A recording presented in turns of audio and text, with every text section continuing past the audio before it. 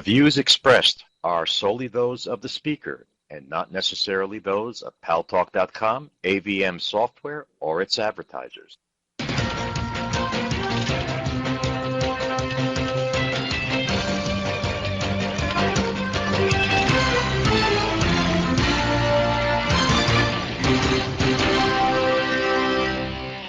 News Talk is online. News Talk Online is a production of Paltalk.com, the largest multimedia interactive program on the internet with more than 4 million unique users, on demand on iTunes and on YouTube and on my blog, GaryBaumgarten.com, where you're encouraged to post your comments, whether you agree with yours truly or not. No retribution.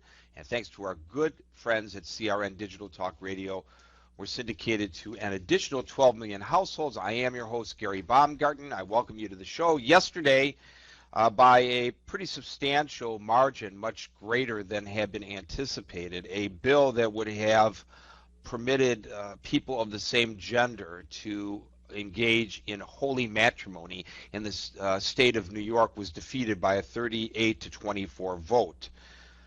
The organization called the National Organization for Marriage has been on the forefront of this campaign to keep marriage an institution between a man and a woman. Joining us for the first segment of our show, Maggie Gallagher, who is the president of NOM, the National Organization for Marriage. Maggie Gallagher, welcome to News Talk Online on the Paltalk News Network. Well, it's a great pleasure to be here with you. Thank you.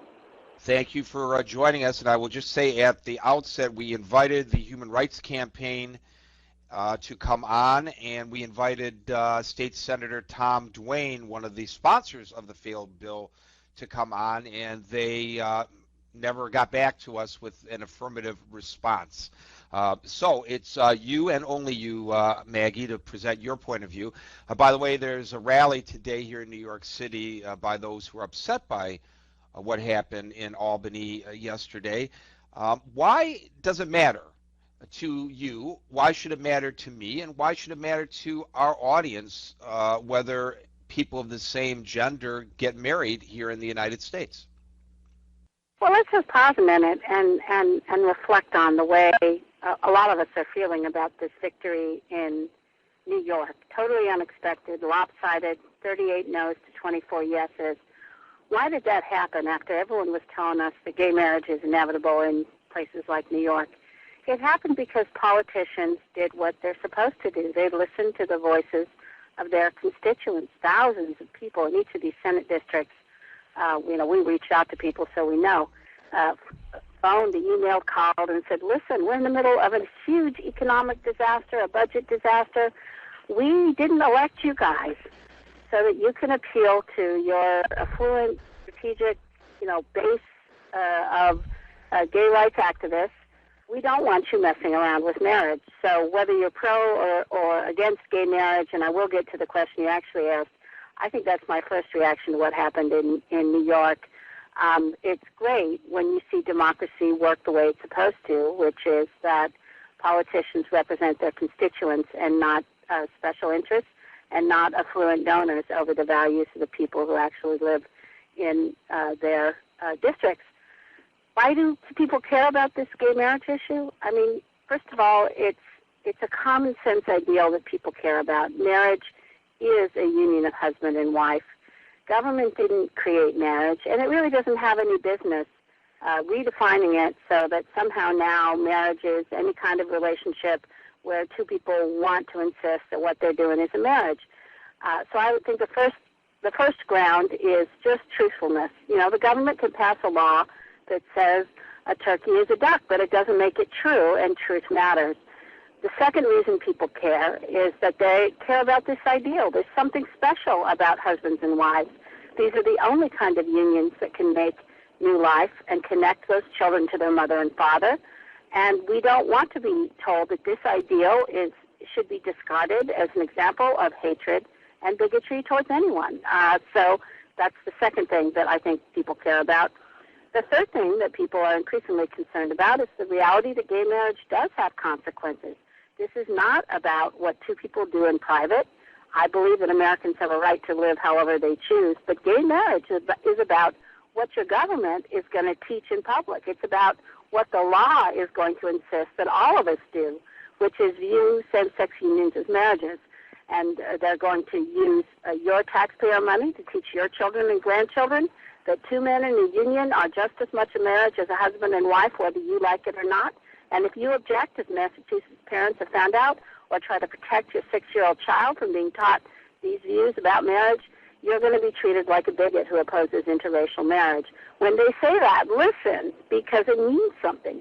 If the government treats you like a racist because you believe marriage is the union of husband and wife, you're going to find that this new law impinges on your freedoms and your capacity to live your life and to transmit your values to your own children. Well, Maggie Gallagher, you mentioned civil unions in the same breath as you mentioned same-sex marriage. And as you know, and many in this audience probably do as well, there is a vote set for the state legislature in neighboring New Jersey next week that would permit same-sex marriages. Now, they already have civil unions in New Jersey, yep. So what's the difference? Why would one be opposed to this measure? How does it change anything in that event? Well, the question is really, why would you push to impose gay marriage on New Jerseyans when you already have all the rights and benefits for gay couples through civil unions? I don't think it makes a lot of sense. And we actually did polling in New Jersey in 2 swing Republican Senate districts, and we asked people just an open-ended question. In the lame duck session in New Jersey, what's your first most important priority? What's your next most important priority? What's your third most important priority?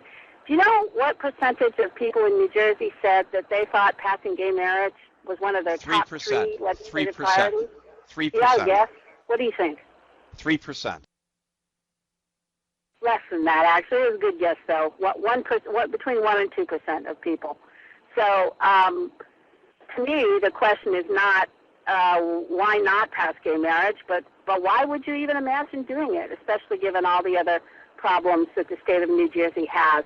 And if you are going to change the fundamental public meaning of an institution that's been core not only in this civilization but across human history, and which not everybody but many people really do care about the meaning of that word, you really should let the people vote on it. It should not be pushed through by a governor who just lost an election and kind of under the cover of darkness and as far away from an election as you can because you're afraid that people might actually care about this and you want to sneak it through under the nose. I mean, the whole thing smells. So to me, I understand really well why, even though many Americans who oppose gay marriage, it really isn't about benefits. We're not trying to keep people from seeing people they love in hospital rooms. It's really about whether or not we want to take this ancient and honorable institution and stamp it with a big B word. Say, oh no, this idea, it's big, it's evil, big.